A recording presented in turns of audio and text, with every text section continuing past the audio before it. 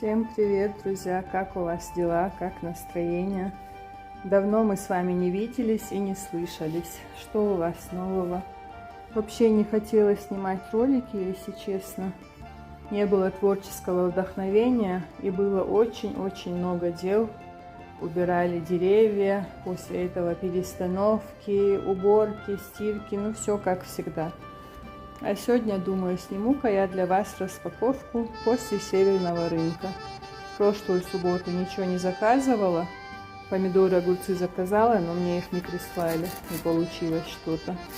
А в эту субботу покажу вам все, что я купила. Как всегда, домашняя сметана для мамы и замороженное молоко. Ну, сейчас оно уже почти разморозилось, хотя сейчас утро. И беру в морозилку. Позапрошлый раз я брала сметану, еще осталось 1,5 или 2 баночки. Из нее перетопим, сделаем масло. На зиму топленое масло для мамы тоже я купила у одной своей знакомой. Смотрите, очень вкусные, красивые помидоры, 5 килограммов. Здесь огурцы 3 килограмма. И картошка, не знаю сколько килограммов, но молодая, свежая. Тут есть и мелочь пузатая, можно отварить, и такая крупная можно пожарить. Так у нас чуть-чуть все было, но главное закончились огурцы и помидоры, а без них весной и летом вообще кушать не хочется. Ну и самая главная распаковка — это моя любимая клубника.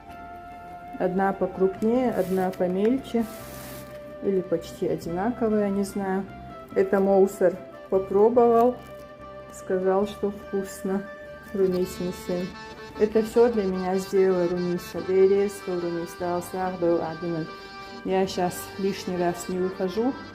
Ну, как бы стараюсь побольше быть с мамой, чтобы она не упала, то головокружение, то еще что-то, то плохо себя чувствует.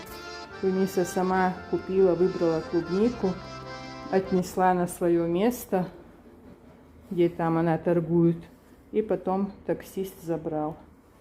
В общем, друзья, если вы соскучились, пишите, что у вас нового, как у вас дела. Пишите комментарии. Наверное, за неделю что-то новое у кого-то было. У нас, как всегда, были семейные проблемы и семейные дела.